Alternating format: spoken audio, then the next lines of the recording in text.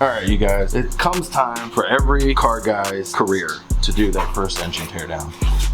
Here we are. We're doing it. We're gonna come in, take this apart. We gotta do a rebuild on this, see if we can possibly bring this bad boy back to life. But first, we gotta do a little bit of backstory on where this car exactly came from.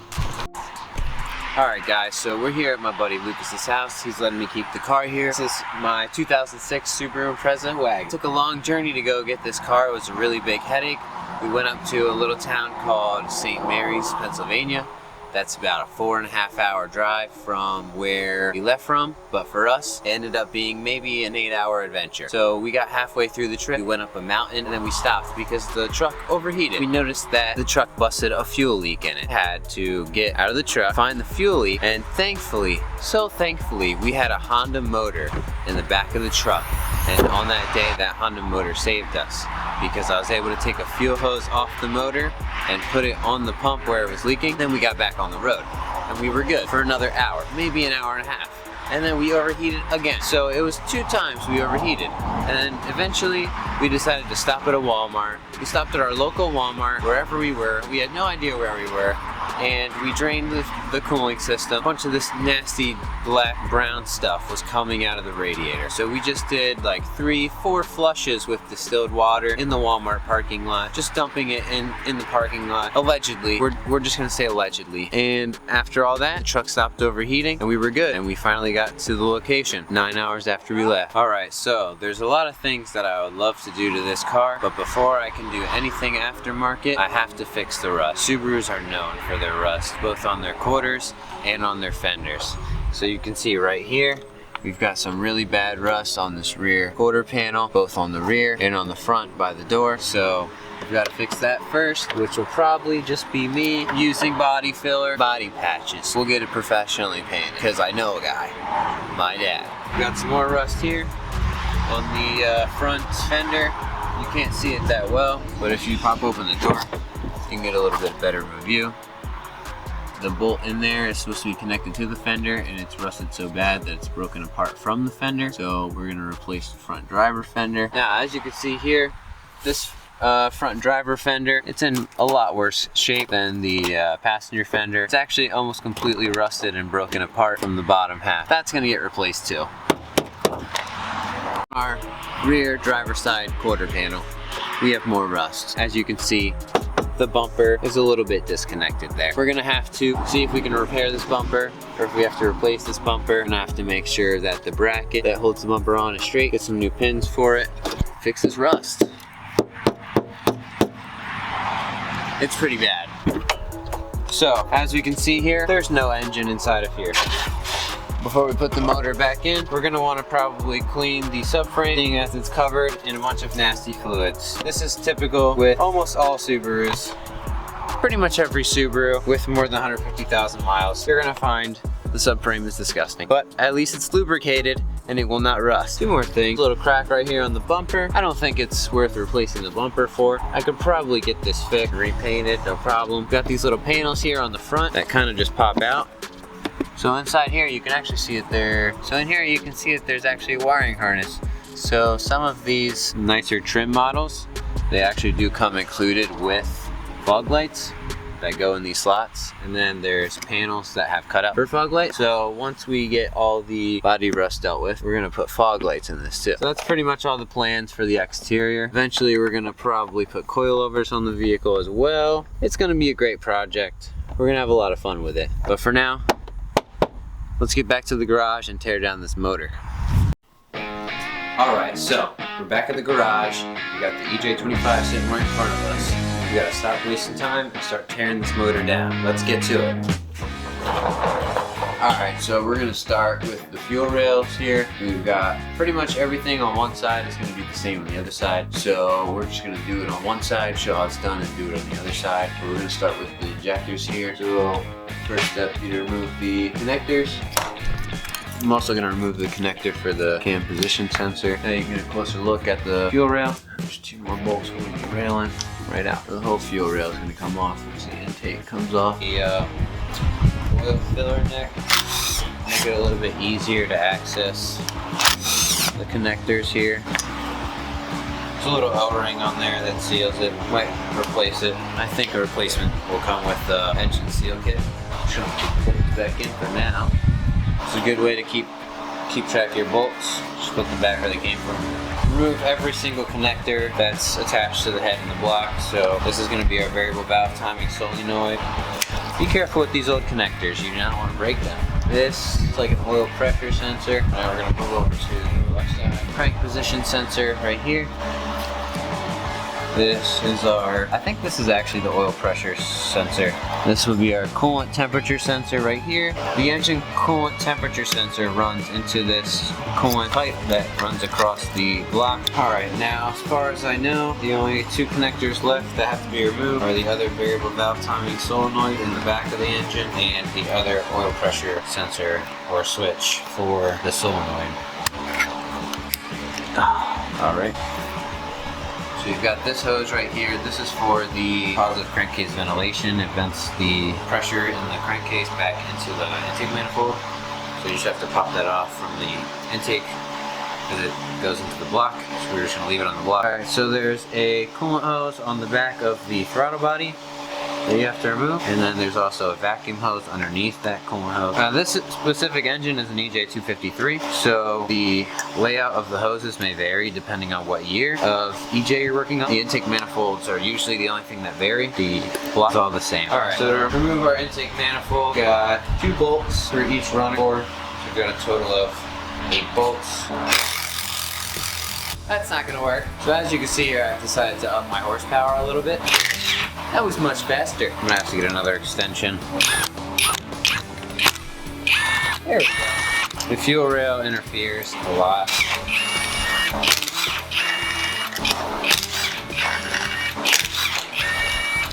Okay. Now if we pull up on the intake, it should start to come off. Just like that. Okay, so two things to note. You're gonna wanna remove your main ECU harness from this bracket because that's gonna come off with the intake manifold.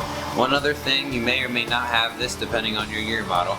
There is a knock sensor that you're gonna have to remove the connector for once you start to lift off the intake. It's right by the bell housing side, on the back side, by the throttle body, and that should be it.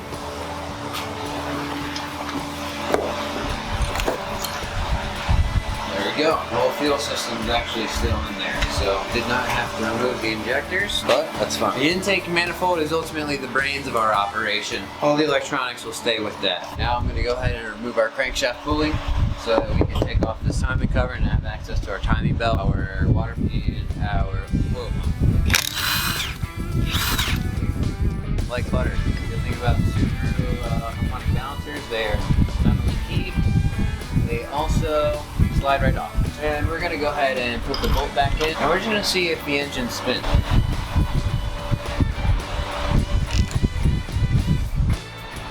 The engine spins.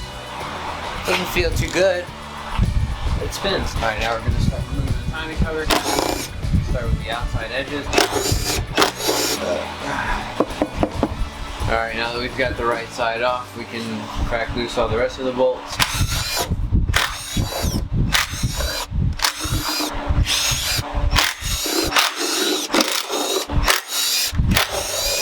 Alright, now with all the bolts out, just pop that right off. Now we can see everything.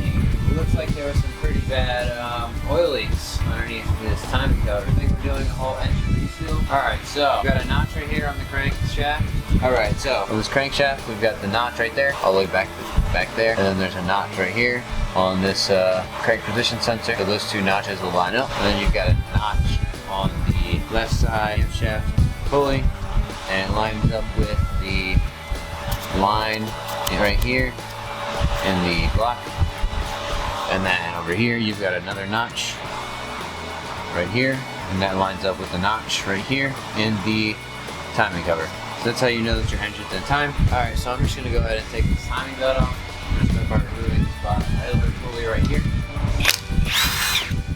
Pay attention to if your pulleys have shims. It's very important that you don't lose your shims. This one does not.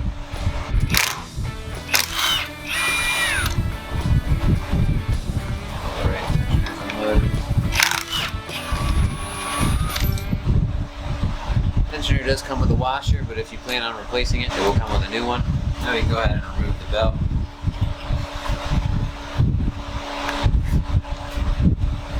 will probably spill out of it. Yep. Alright, so we're gonna remove our water pump. We've got 1, 2, 3, 4, 5. We've got 6 bolts on the perimeter of the water pump. Water pump, oil pump. We keep our bolts sectioned. Alright, now we should be able to just pull off the water pump. We might need a pry bar. One of my best friends in the universe. Well, that was gonna happen. Here's our water pump, ladies and gentlemen. Alright, so in order to take off the oil pump, you have to remove the crankshaft bolt, and then you need to remove this timing gear. Shoot a little bit of pry, not too much, it'll pop right off. Here you've got your rear main seal. It looks like this seal was definitely leaking, but we're probably just gonna install a new oil pump. Alright, so we've got 7 bolts for our oil pump.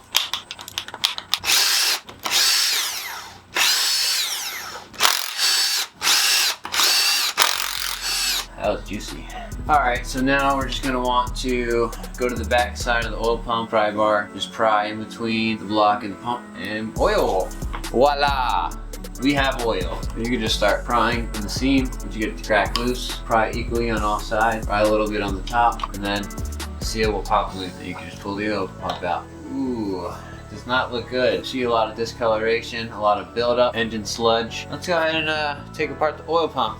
Take a look at what the inside looks like. Alright, so I suspect that this oil pump is bad. If you actually look at the screw, you can see that there's a gap between the base plate and the screw. The screw is supposed to be flush against the housing, and this screw is already loose when I took it off. So either somebody's been in here and they didn't do a great job, or the oil pump has failed. Let's go ahead and split the oil pump open. Okay. We've got our 2 ring gears in here. This spinning is what creates the pressure. Well, they don't look destroyed. There's no purely obvious signs of wear. Oil pump's not too bad, but we should definitely get the oil pan off. See if there's signs of wear in the oil pan. Alright, now we're gonna remove the oil pan on the bottom of the motor. See if there's any metal shavings, metal chunks. Now with all the bolts off, we're just gonna beat the pan with a rubber mallet a little bit. And there we go. Wow. Alright, we're gonna go ahead and inspect the oil pan. Alright, if we go ahead and take a look in the oil pan, there's some really bad stuff in here. We've got chunks of something. It's not good. Not good at all. So, carnage. To say the least, carnage. Alright folks, so without even taking off the oil sump, we have pretty much found the reason for our failure. If you look inside of that hole, you can actually see there's a bunch of gunk in there. This filters out the gunk before it gets sent into the oil pump. That's why the oil pump still looks really clean. But you can see this is filled with gunk. So I believe the cause of failure for the bottom end of this motor is due to lack of oil pressure, because this was getting clogged up. We're gonna go ahead and remove this, and we can cut it open and show the inside. So we're gonna go ahead and remove the oil pickup tube. Yep, alright. Metal sparkles. Alright, so if you look here, we've got a lot of metal sparkles. That's a big sign that there's engine damage, probably in the bottom end, which we have confirmed. And then, this is what I believe to be the reason for the failure of the engine. Inside of here, there's a screen that's supposed to filter the oil before it gets put into the oil pump. There's a lot of gunk inside of there, and I'm gonna cut it open and show you guys the gunk. Alright, so I've cut the top off the oil pickup tube, and now you can see a lot closer. This is the reason for our failure. This looks like dirt. So, ultimately, I would say the reason for this engine failure is lack of oil changes. When you don't change your oil frequently enough, this will build up in your engine. So take that as a lesson, folks.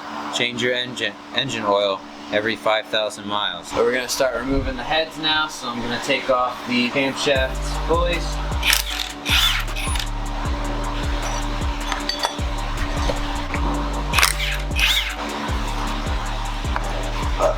Gonna remove this rear part of the timing cover.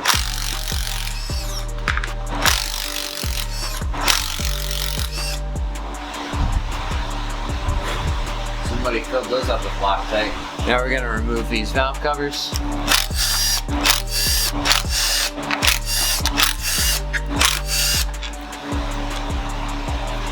already trying to come off. And we got lucky. So it looks like I can remove the heads without having to take out the timing system. So for this engine, we got lucky. Our head bolts are all accessible without removing the timing system because it's a single overhead cam. So we're just gonna go ahead and start removing the bolts.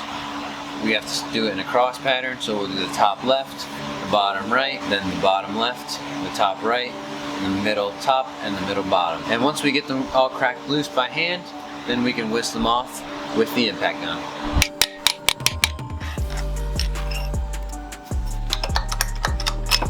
There we go. Alright, now we're gonna loosen the last bolt and we're gonna leave it on. The head is already starting to come apart from the block. I'm gonna hold the head from the bottom, remove the last bolt the rest of the way.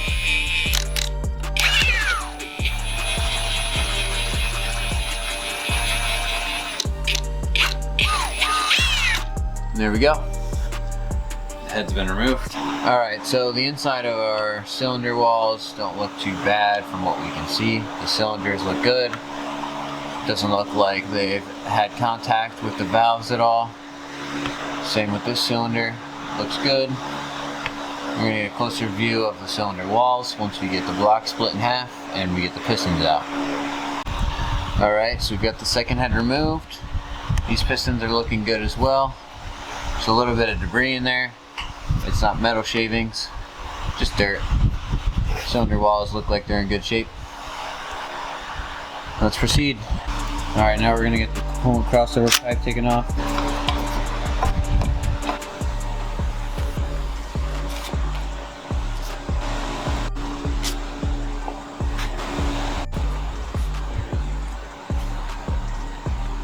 Alright, so now that we've got the block pretty much stripped down to its bare bones, these two things, the exception, we can leave those in this knock sensor. We have to remove these plugs so we can gain access to the clips for the wrist pins for the pistons. That way we can separate the block, because if these engines are set up, you can't remove the connecting rods from the bottom, so you have to disconnect the pistons from the connecting rods and then split the block. Wow, okay, so we're actually to the point where I have to remove the covers in the back. Alright, so now that we got this down to the bare block, we've got the block on the table. We just have to remove these two access ports on the rear of the motor by the bell housing, on the bell housing side. And that's gonna be a bunch of Phillips head screws. So these are probably gonna be a little difficult to remove. Look at that. See that? Back the screw out. So I drilled into the middle, relieved the pressure on the screw, and then I twisted the plate a little bit, screwed back out with the drill bit. There we go. Now this access panel is just held on with a little bit of RTV. We just have to pry it up. There we go. Cover's being very stubborn, it's held on RTV. That's delicious. Take a look in there. So this access port is actually a part of the PCV system. So you can see, well, we've got that in there. It's another part of our engine failure. Change your oil, people, and this will not happen to you. All right, so we've got our last plug right here behind this cover. Just gonna remove it. All these plugs are gonna get new gaskets. Make sure that they do not leak. That's our last plug. Now we have to turn the engine until we can see the wrist pin through these holes, and then we'll get the clips out. All right, so we've rotated the pistons, so these two front access holes line up with the pins. We just have to remove the pins with our needle nose pliers, and then we'll go around to the back of the engine with a long screwdriver, and we'll push the pins out of the block. There's one of the pins. There's the other pin. There we go. Here's one of the wrist pins. One of the wrist pins. Come on. There we go. It's our second wrist pin. Now we've got to repeat this process for the rear two cylinders. Alright, so when we were trying to get the wrist pins out, our screwdriver was not long enough to remove the rear wrist pins. So we're just going to take a trip down to Lowe's, get a nice long 1/4 inch extension, and hopefully that should do the job. We'll see you guys there.